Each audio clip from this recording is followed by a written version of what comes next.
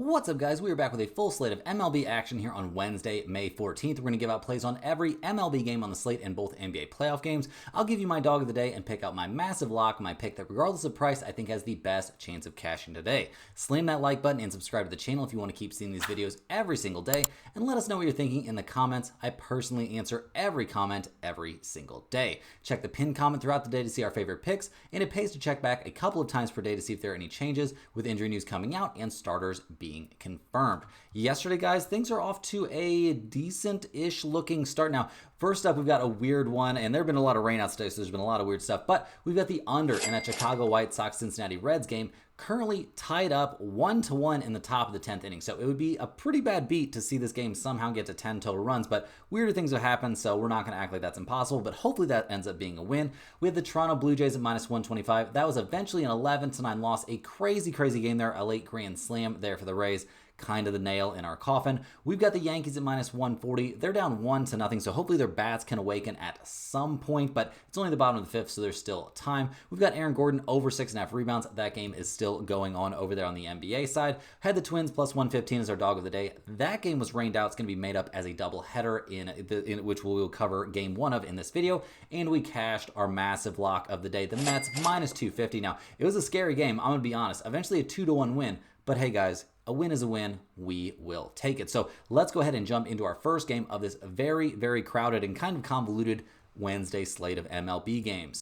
First up, we're looking at the Minnesota Twins. They're going on the road in this one to take on the Baltimore Orioles in game one of this series, in game one of a doubleheader. Now, we're only going to cover game one. In game one, it's being reported that Bailey Ober is going to be taking the mound for the Twins. He's 4-1 on the year, a 3.50 ERA. Now, the last time he faced Baltimore, he had to pitch out of some trouble, gave up 8 hits and 2 runs, only one of which was earned in his 5 innings of work. But we eventually see the Twins win that game 5-2. So that is generally something I'm going to look at as a positive in this game. You could argue the opposite, I'm sure, but I think it's a positive there for Ober. I also like what we've seen from the Twins bullpen this season. They're currently 8th, 7th, 8th, something like that in the majors, a 3.28 bullpen ERA, and this offense has been making it happen. I mean, recently 7, 2, 3, 5, 5, and 9 runs over their last few games. They're also on a pretty nice 8-game winning streak right now, so obviously that's going to end at some point, but right now they're playing really well, and they're taking on a Baltimore Orioles team that, while they just won 2 out of 3 at the Angels, things are not great. 15-24 on the year, hitting the ball in this game to Dean Kremer, who's 3-4 this season, a 5.24 ERA. His last start was against the Twins, and he was good. 7 innings, 3 hits, 2 earned runs allowed in that game, struck out 8 and walked 2, but we do see Baltimore eventually take the 5-2 loss, and a big part of that problem was the fact that they have the 4th worst bullpen in all of Major League Baseball, an ERA just over 5. It looks pretty freaking bad, and while Dean Kremer's been better a little bit lately, he's had some pretty horrendous starts this season, and not all that long ago, back on the 27th, he got shelled by Detroit. On the 22nd, he got destroyed by Washington, and he's pitched on the road, at home in this one, so we'll see if that helps him, but I'm not a big Dean Kremer guy, and obviously don't like the bullpen, and the Orioles offense has fallen off a cliff this year. They're coming off a game they scored 7 runs. That's nice, but they are 26th in the majors in runs scored and 26th in on-base percentage. There's not a good offensive team right now. Not a lot of guys hitting the ball hard. Not a lot of guys hitting with a crazy amount of power. Gone is the Baltimore Orioles that we saw last season that could just hit the ball out of the ballpark like crazy. So, looking at the numbers for this game, the Twins are -110. The Orioles are -110. We've got a total of 8.5, or you can find some 9s out there. Minnesota only 6-14 on the road. 11, 7, and 2 to the under on the road. Baltimore 8-9 at home, 10, 5, and 2 to the over at home. Not interested in the total in this game, guys. Would maybe lean slightly towards under 9. That's a pretty big number, so I don't think we're going to see a crazy amount of offense in this game, but I do think we're going to see the Minnesota Twins win, and -110 with Bailey Ober on the mound seems pretty reasonable. Now, keep an eye on this game. Starters can change. All kinds of weird stuff can happen here. Obviously, in a doubleheader situation, stuff can change, but I do expect these starters to be on the mound and for the Twins to get the win. Next up, guys, we've got part of another doubleheader. We've got the St. Louis Cardinals going on the road here to take on the Philadelphia Phillies. The Cardinals still riding that long 9-game winning streak, so I'm sure they're feeling great about that. They're going to be hitting the ball in this one to Eric Feedy, who's 3-3 on the year, a 3.86 ERA. His last time out, a nice bounce back, a crazy complete game, 9 innings, 6 hits, no walks, no runs allowed, 8 strikeouts against the Washington Nationals in a 10-0 win for the Cardinals. So obviously doesn't get a whole lot better than that. We'll see if he's okay out there after going 9 innings. Not usually a great idea, but we'll see. we'll see. Maybe he'll be fine. We'll have to see. Now, the Cardinals bullpen's been looking much, much better here lately during this winning streak. A 3.97 bullpen ERA, a drastic improvement, and the offense is continuing to be pretty good now. They scored only 3 runs in the last game, so that's not great. They're still 9th in the majors in runs scored and 5th in batting average, though. So this is an offense that we have really no choice still but to regard as pretty scary. So we'll see what they do here against the Phillies, who are 24-17 on the year. Obviously coming off of that game 1 loss and having this game postponed. They're going to be giving the ball to Jesus Luzardo in this game. He's 3-0 on the season, a 2.11 ERA. Now, his last start was against the Tampa Bay Rays, and he was pretty good. 5 1/3 innings, 6 hits, only 2 runs allowed. But that game ended up being a 7-6 extra inning win there for the Phillies, thanks to their horrendous bullpen, which is clearly in the bottom half of the majors, a 4.68 bullpen ERA. Not great, not what you're hoping for. So we'll see what they can do to back up Luzardo. We'll also see what this Phillies offense can do. I mean, Trey Turner batting 306 is nice. Schwarber with 14 home runs is great. They're the 11th highest scoring team in the majors. They're 7th in batting average and 4th in on-base percentage. So this Phillies offense getting to where I kind of assumed they would get at some point this season. So look at the numbers. I'm not shocked to see the Cardinals as pretty big underdogs. They're plus 163. The Phillies are minus 195. We've got a total of 8.5. The Cardinals 8-13 on the road, 11-9-1 to the over on the road. The Phillies 13-7 at home, 11-9 to the over at home. Guys, I think this is a pretty good spot to take the Phillies at minus 195. I don't know if this is a good enough price to make it into the pinned comment. I don't know if this is a good enough lock to end up being our lock of the day, but I do expect Feedy to struggle coming off a complete game start, and that Cardinals bullpen's got to come back to earth at some point. Now, they should be well rested after this rain out, so this game probably not going anywhere near the pinned comment.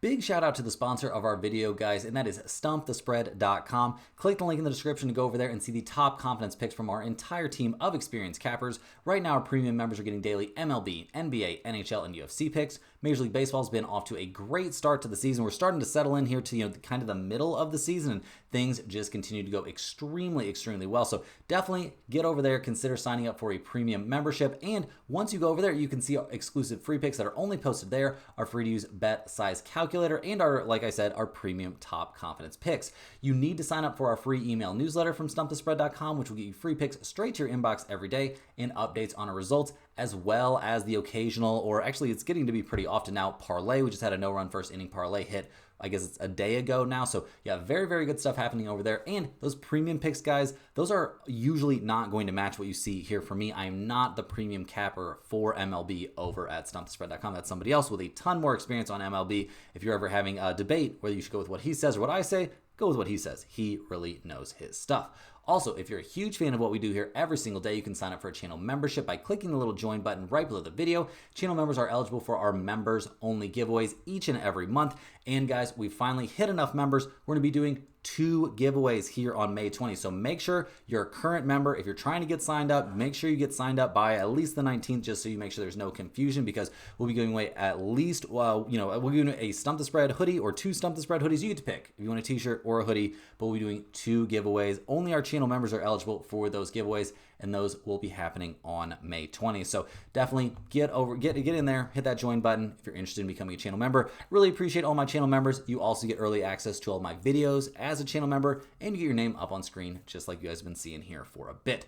Now, guys, let's hop back into these games. Next up, we're looking at the Milwaukee Brewers going on the road to take on the Cleveland Guardians. Unfortunately, in this game, guys, we don't have a confirmed starter for the Brewers. They've lost the first 2 games of the series, so things not going great. They're 3 games below 500, and overall, it's been kind of a tough season for these, for the Brewers in general. Obviously, we've seen Freddie Peralta have a good season so far, but in general, they're, not an incredible pitching staff. They're 27th in the majors in quality starts. This is a problem they had last season. Not a lot of great starting pitching. They're also clearly in the bottom half of the majors in bullpen ERA. So not a great situation there for the Brewers, just in general in terms of their pitching. And while their offense has been okay, it seems like they're due to fall off. I mean, they're 14th in the majors in runs scored, but 23rd in team batting average and 28th in slugging percentage, and they've scored 0 runs so far in this series. So not a lot of great stuff cooking right now for the Brewers. They're going to be going up against the Guardians, who have won, what is it up to now? 5 out of their last 7, so not bad. 25-17 on the year. Handing the ball to Gavin Williams, who's 3-2 this season, a 4.38 ERA.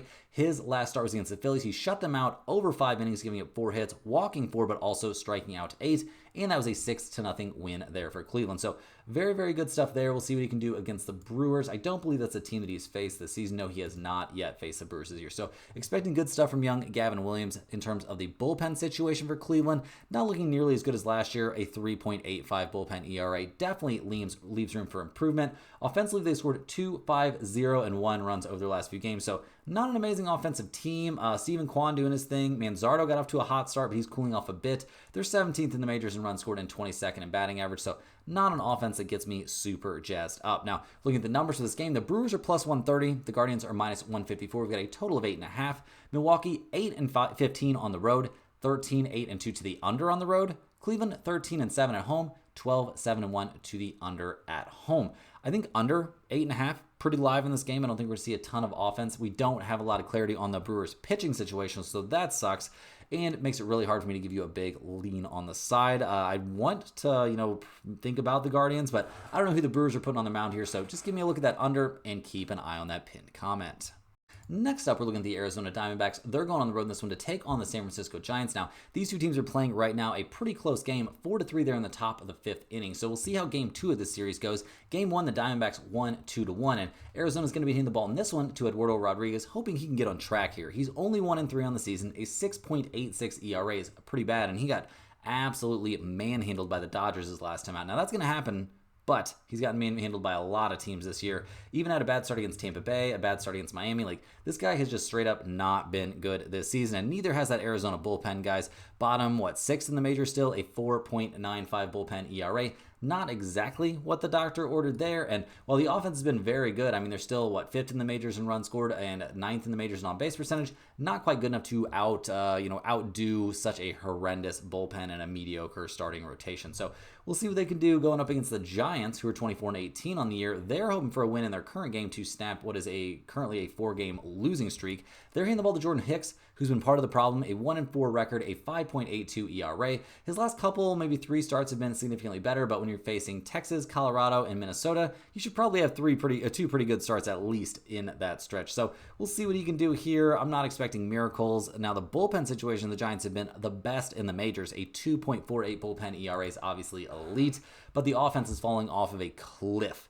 1, 6, 1, 1, and 3 runs over their last few. Now, I know they have 4 runs in their current game, so maybe they're breaking out of that slump a little bit, but you're 24th in the majors in batting average. You're 23rd in the majors in on-base percentage. You're 19th in slugging percentage. You're not going to be a super high-scoring offense. That's just the way that numbers work. So, looking at this game, guys, the Diamondbacks are minus 110. The Giants are minus 110. We've got a total of 8. Arizona, 11-8 on the road. 9-1 to the over-under on the road. San Francisco, 12-6 at home. 11-7 to the under at home. I'm not too interested in the under, guys. I would maybe take the over, if anything, in this spot. In terms of the side here, I'm going to lean just slightly towards the Diamondbacks and their elite offense, but this is not a spot where I am very interested in anything here. I don't trust either one of these starters. I don't trust either one of these teams right now, so let's just stay away and live to fight another day. Next on the docket, rolling right through these picks, guys, we've got the New York Yankees going on the road to take on the Seattle Mariners. These two teams are also playing right now. The Yankees are threatening a little bit. They've got 2 runners on in the top of the 6th inning, but Seattle's up 1-0. The Yankees 24-17 on the year, handing the ball in this game to Will Warren, who's sporting a 2-2 record, a 4.75 ERA. This 25-year-old, though, coming off a great start there at the Athletics, 7 1/3 innings, 4 hits, 1 earned run allowed, and a 10-2 win there for the Yankees. So very, very good stuff there, though. I'm a little bit concerned to see him pitching 7 1/3 innings. Fatigue could be an issue in this game, no doubt about that. The Yankees bullpen has been serviceable but not great recently, a 3.68 ERA, a number that's been getting steadily worse for a bit. Obviously, the offense is looking very, very good. A grisly injury there for Cabrera. That's as someone who just rolled his ankle, that is tough to watch, but we'll see what they can do out there. The Yankees, obviously the top run scoring team in the majors. They're tops in batting average. They're first in on-base percentage and first in slugging percentage, so doesn't get a whole lot better than that at the plate for the Yankees. They're going to be taking on the Mariners, who are 22-18 on the year. They're hoping for a win in their current game to snap what is a 4-game losing streak. They're handing the ball to Luis Castillo, who's 3-3 this year, a 3.95 ERA. Now, he's coming off of a pretty bad start against Toronto. 5 innings, 7 hits, 5 earned runs. Is this somebody we can trust? He's had some good outings. He's had some bad outings. He hasn't faced a lot of tough competition this year. We'll see. Not somebody that I'm in love with. And while the Seattle bullpen has been good, it has also not been elite. It has struggled a little bit here recently. So plenty of reason for concern here. We'll see what they can get done in this game. We'll see what the offense can do. This team has been much, much better offensively this year. They're top 10 in runs scored, 8th in on-base percentage, 9th in slugging percentage. So much better this year than last year, but do we trust them in this matchup? Maybe going up against Will Warren after a long start. That could make some sense. But look at the numbers here. The Yankees are minus 115. The Mariners are minus 105. We've got a total of 8. The Yankees 11-9 on the road, 10-8-2 to the over on the road. Seattle 12-10 at home, 13-7-2 to the over at home. With a total of only 8 in this game, you could certainly talk me into the over here. We've got Castillo, not a monster. Will Warren, a young pitcher coming off an extended outing, also not a monster. So over 8 seems extremely reasonable in this game. I'm not sure if it's pinned comment reasonable, but it's good. In terms of a side, I really want to look a little bit here towards the Mariners. I think it's a pretty good price. I think this offense is good. I think the Yankees are in for a little bit of a letdown from Will Warren. So give me the Mariners here and look at the over. Next on the dock, we're looking at the Boston Red Sox going on the road here to take on the Detroit Tigers. The Red Sox come to this game 500 on the year after losing their last 2, getting pretty much destroyed in this series. The last game was 10-9, but still not a great look. Not a great look for this Red Sox team. They're in the ball to Hunter Dobbins, who's 2-1 on the year, a 2.78 ERA. He's fresh off a very good start there at Kansas City. Not an easy place to pitch. 6 innings, 5 hits, no runs allowed, and struck out 6. So very good stuff there, albeit that is his best start of the year. So now he's got to go up against the Tigers. Not necessarily an easy nut to crack. Now, the Red Sox bullpen this season, they've been decent, above average in the majors, but not great. So not a bullpen that I super rely on. And the last few games haven't been great either, so that's a concern. Now, offensively, they've scored 9, 2, 3, 10, and 1 runs over their last few games. On paper, this should be an elite offense, but I'm starting to get worried, guys. They're so inconsistent, so feast or famine. Like, they're either going to put up double digits, or they're going to score 1 or 2 and put you in a bad situation. So, worried about the Red Sox at the plate here as they take on the Tigers, who are 28-15 on the year. They've won 6 out of their last 8. They're going to be hitting the ball to Tariq Skubal, so happy Skubal Day to all those who celebrate. He's 4-2 on the year, a 2.08 ERA.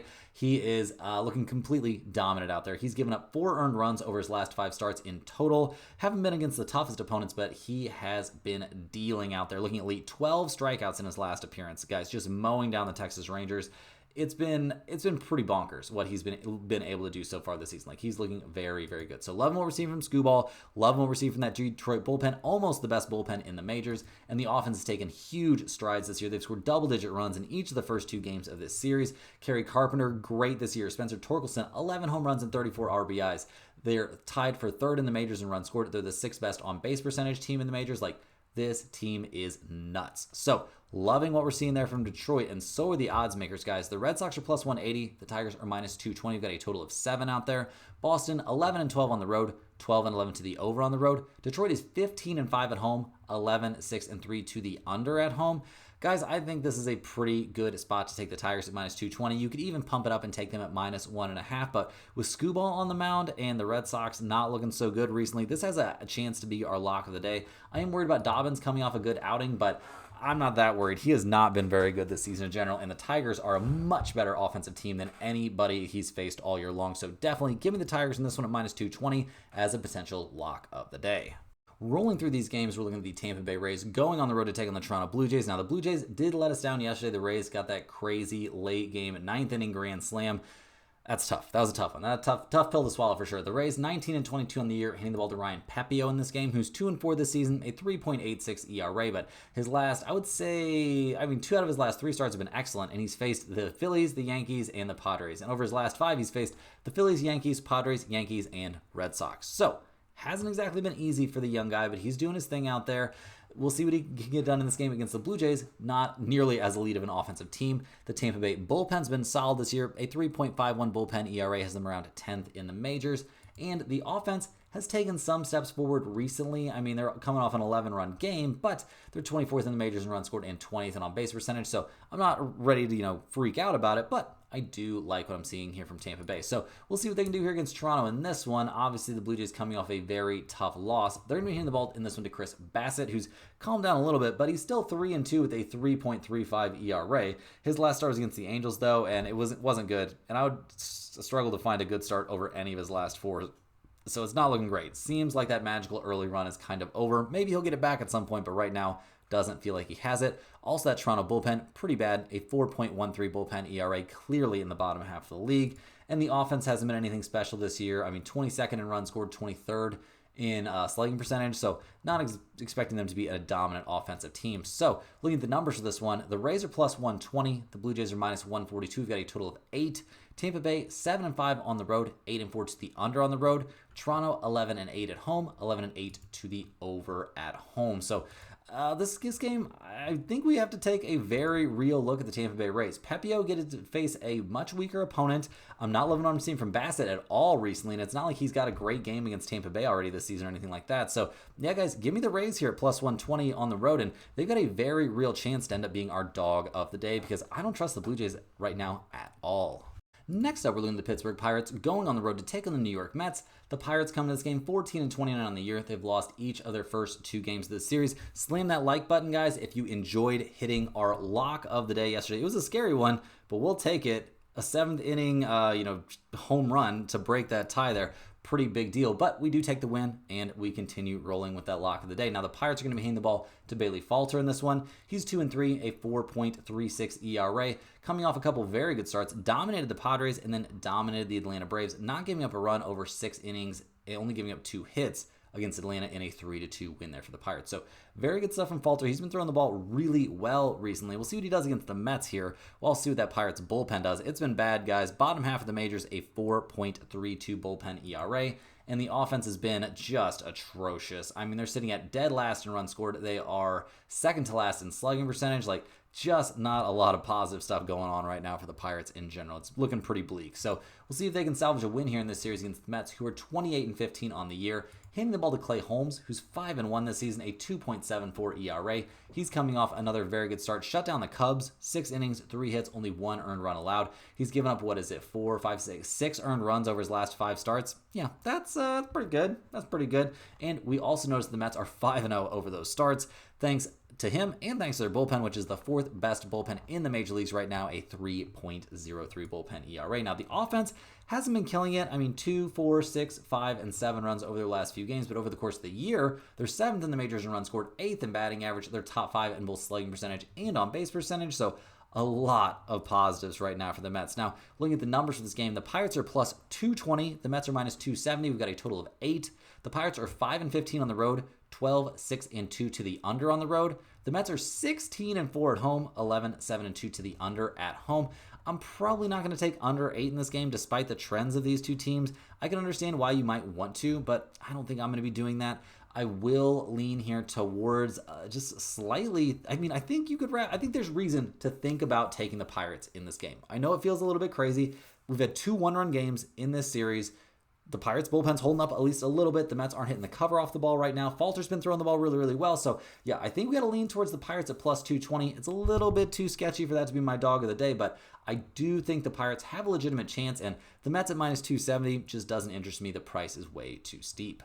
Next up, guys, we got the Chicago White Sox going on the road in this one to take on the Cincinnati Reds. Now, we had a under in game 1 of this. Was that game 1 of this series? Yeah, game 1 of this series, and it ended up being a 5-1 game in 10 innings. So it got a little sketchy there at the end, but we do come through and cash that underplay. So slam that like button if you enjoyed cashing that under on the White Sox Cincinnati Reds. We are not afraid to take unders at the Great American Ballpark this year, I'll tell you what. Now, the White Sox, 12-29 on the year, not having a good time. Hitting the ball to Davis Martin in this one. He's 1-4, a 4.01 ERA. He's had a positive outing or 2 sprinkled in there, but his last couple getting knocked around by the Royals, getting knocked around by Houston, and the White Sox are 0-5 over his last 5 starts. So not a lot of positive for him, not a lot of positive for that White Sox bullpen either. Clearly bottom half of the majors, clearly bottom third of the majors, a 4.62 bullpen ERA. And the offense, not historically bad this year, but pretty bad. 28th in the majors in runs scored, last in batting average. You guys get the picture. This team does not score a lot of runs. So we'll see what they do here going up against the Reds, who are also struggling a little bit. They're 20-23 on the year, but they have dropped 4 out of their last 5. They're giving the ball to Nick Lodolo in this game. He's 3-3, a 3.23 ERA. He had a terrible start there against Washington, bounced back with a good start against Atlanta, albeit in a 5-4, 11-inning loss there for the Reds, but he's been putting them in some pretty good situations, and he's dominated some bad teams this year, so give Nick Lodolo some credit. That Reds bullpen also deserves a little bit of credit, a 3.46 bullpen ERA, although that number, once stats are updated, is going to go up after that debacle of 10th inning. So we'll see what we get from the Reds pitching staff. And at the plate, it's been a pretty mixed bag. They're 8th in the majors in runs scored, but that's all because of some big outlier performances. This is a slightly or maybe significantly below average offensive team that scored 1, 0, 13, 0, and 4 runs over their last few. So looking at the numbers, the White Sox are plus 185. The Reds are minus 225. We've got a total of 9 in this game. That all seems pretty wild to me, guys. The White Sox only 3-17 on the road, 12-8 to the under on the road. Cincinnati 9-10 at home, 10-8-1 to the under at home. Give me under 9. We'll run it back. We'll take another under. I don't think we're going to see a ton of offense in this series. I just don't see it. I know we're playing in the Great American Ballpark. We're not letting that scare us away, guys. I like under 9 in this spot a lot. Next on the docket, we've got the Washington Nationals going on the road here to take on the Atlanta Braves. Now, the Nationals have lost, what is it up to now? 7 in a row. Not looking too good. This is the third game of this series. They're trying to avoid the sweep by handing the ball to Mitchell Parker, who's 3-3 this season, a 3.97 ERA. He's coming off of 3 straight bad starts, getting knocked around by the Mets, the Reds, and the St. Louis Cardinals. Now, we see Washington is 1-2 in those starts, so they've battled back and tried, but it's not looking good, and neither is that bullpen. One of the worst bullpens in the majors, actually the worst bullpen in the majors, a 7.07 bullpen ERA. And the offense floundering as well, 2, 3, 1, 2, 0, and 6 runs over the last few games. Everything, the bottom just falling out right now for the Nationals. It's looking terrible. So we'll see what they do here against the Braves, who are up to 500 on the year, 21-21. They're hitting the ball to Bryce Elder, who's 2-2 this season, a 4.97 ERA.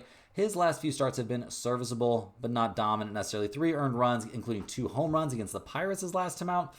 That's not great, guys. The Pirates aren't a kind of team you're supposed to be giving up home runs to. Now, good start against the Dodgers looks pretty nice.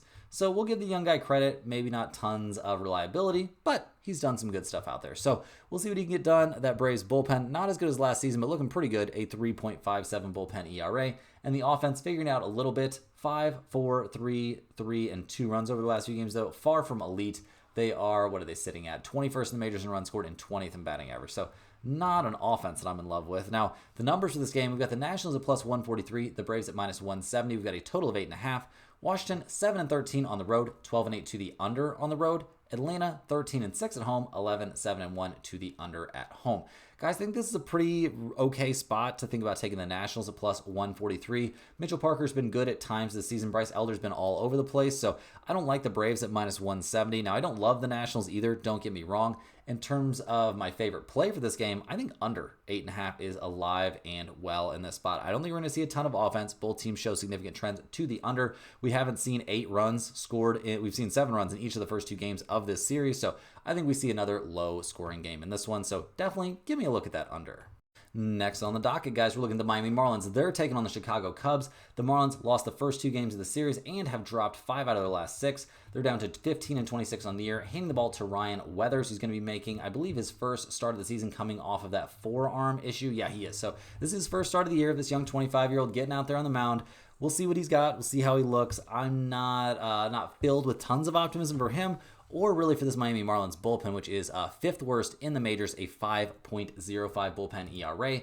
The offense, 4, 2, 2, 3, 2, and 1 runs over the last few. Not looking so hot. 19th in runs scored, 20th in slugging percentage. Like, not a lot of scary guys coming up to the plate for the Marlins as they, head to Wrigley Field to take on the Cubs here, who are having a pretty good time. 25-18 on the year. They're in first place there in the NL Central. Although the Cardinals are making it interesting right now, the Cubs definitely in control, handing the ball on this one to Jameson Taillon, who's 2-2 on the year, a 4.53 ERA.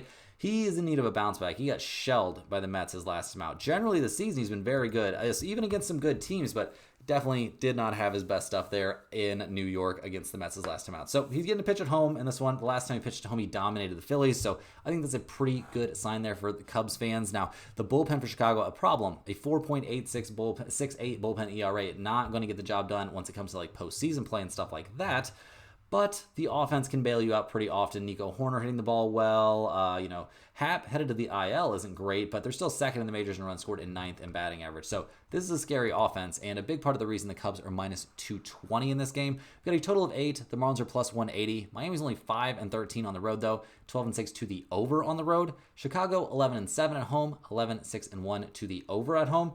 I can certainly wrap my head around an over in this game. We only got to get to 9 runs. I think the Marlins are going to score some runs, probably, definitely against the Cubs bullpen, if not against Talon. And I think the Cubs could have a field day there with Ryan Weathers. So maybe check where the wind is blowing there in Wrigley, but I think the Cubs and Marlins over is alive in this spot.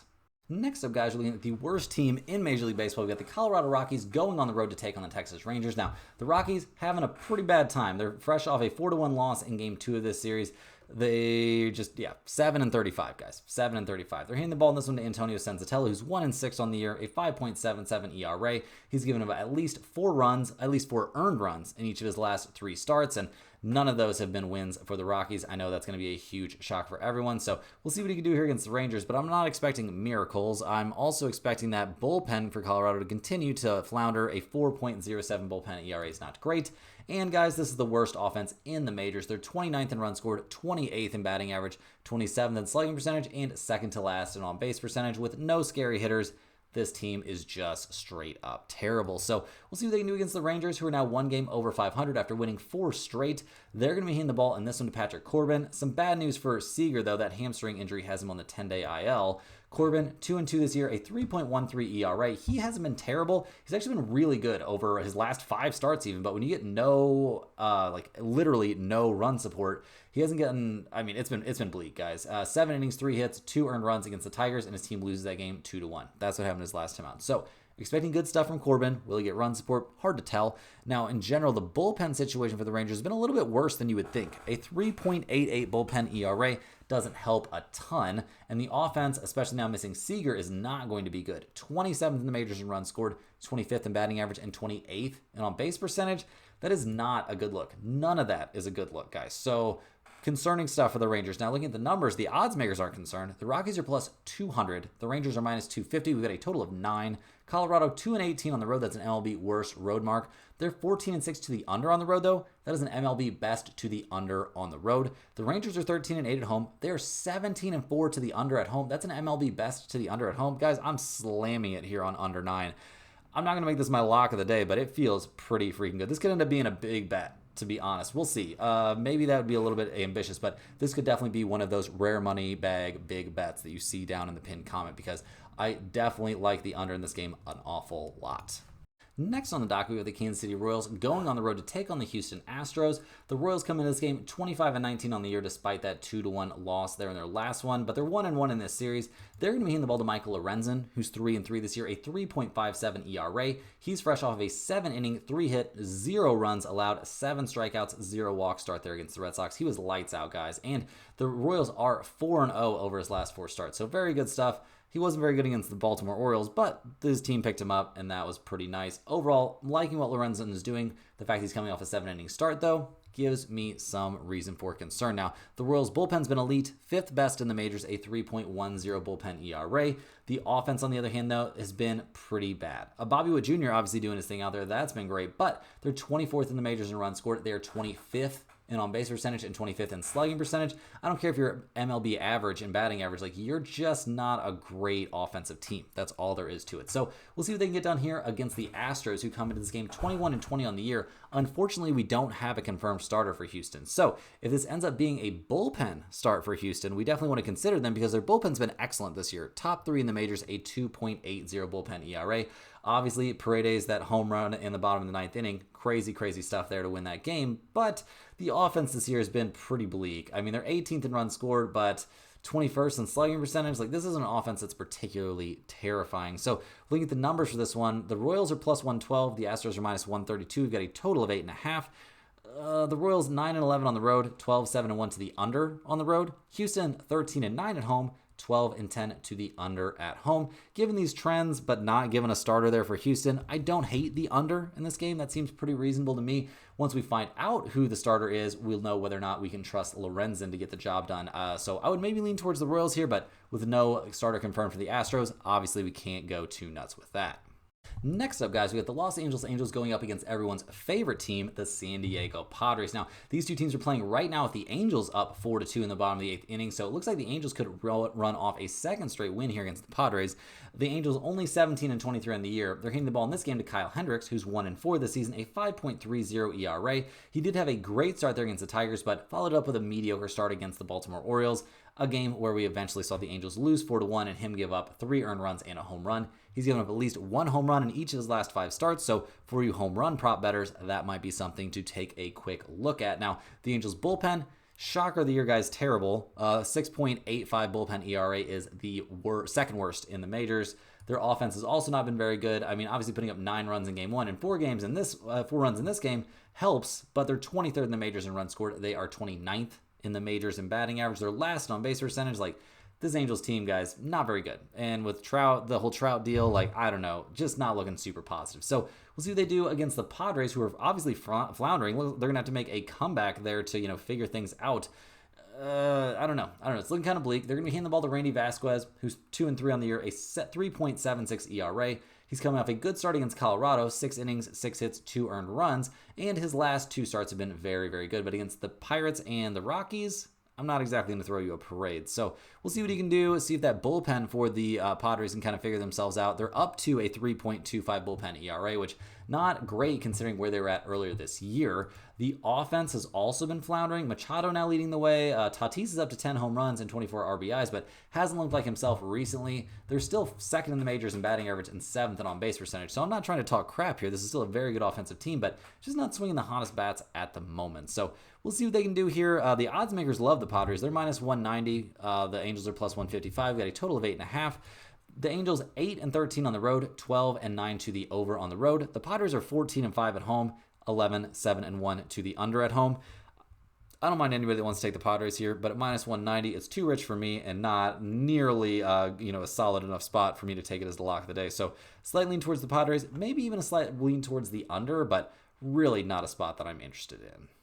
Last but not least on the MLB slate, before we hop over and hit up those 2 NBA playoff games, we've got the Sacramento Athletics going on the road to take on the LA Dodgers. Now, these 2 teams are playing right now with the Athletics up 6-1 in the top of the 6th inning. So they're making a play here to take game 1 of this series. They're going to be hitting the ball here in game 2 to Gunnar Hoglund, who comes into this one 1-0, a 2.38 ERA. Now, this will only be his 3rd start of the season, but he's looked very good against the Marlins and very good against the Mariners, which not the craziest opponents, but the Mariners are pretty good at the plate at least. So we'll see what he can do here against the Dodgers. Now, the bullpen situation for the Athletics has not been good. A 5.11 bullpen ERA puts them in bad shape in the later innings.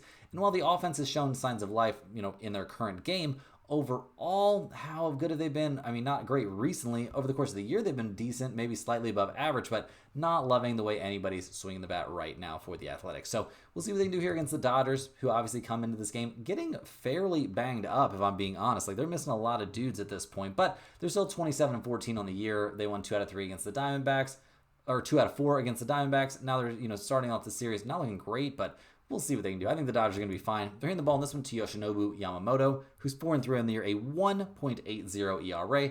The Dodgers didn't like what they saw from him against Arizona his last time out, though. 5 innings, 6 hits, 5 earned runs, and a couple of home runs allowed, leaving him in a huge bounce back spot here, and I think he will bounce back. I'm expecting a very good outing from him. I'm always expecting the Dodgers bullpen to be good, but I would say decent, maybe not good, is where they're at right now with their 3.67 ERA.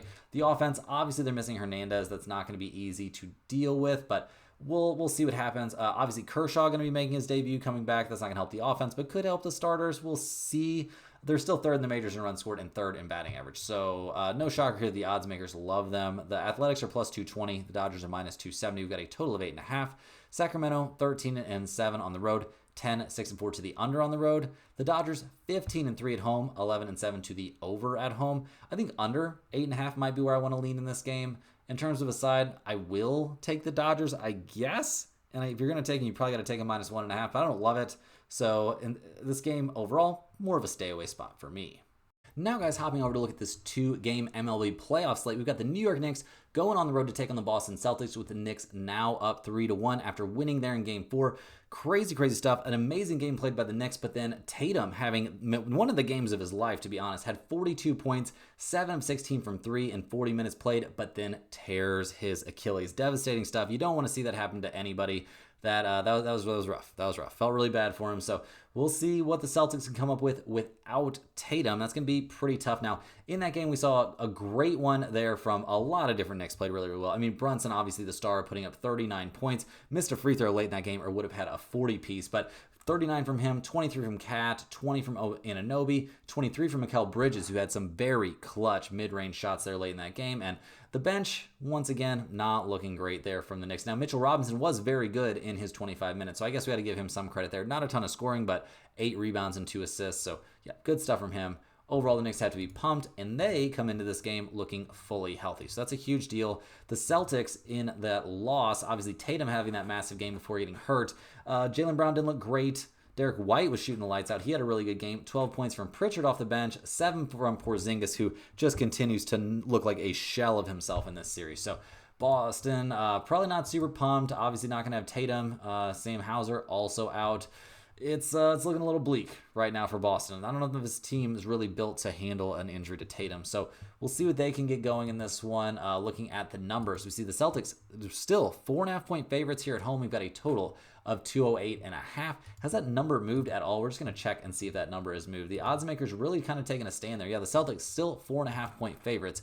The Knicks 24, 20, and 22 against spread on the road, 46, 44, and 2 to the over. Boston 20 and 26 against the spread at home. Boston was 8-2 this season without Tatum, so that's worth noting. They're 49, 41, and 1 to the under. Guys, the Knicks plus 4.5 is going to be a super public side, right? Like, do we want to fade that? I mean, that seems kind of crazy. You would think the Knicks would finish this thing off.